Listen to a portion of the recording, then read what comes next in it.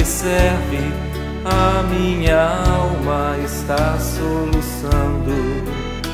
Senhor, tu não me deixes ficar no mundo sempre sofrendo. Senhor, quem são aqueles que em vestes brancas vão prosseguindo?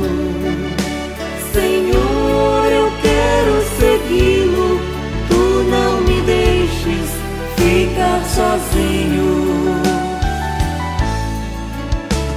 Eu quero também ser um deles, ter felicidade no coração, seguir aquele caminho sem sofrimento e de salvação.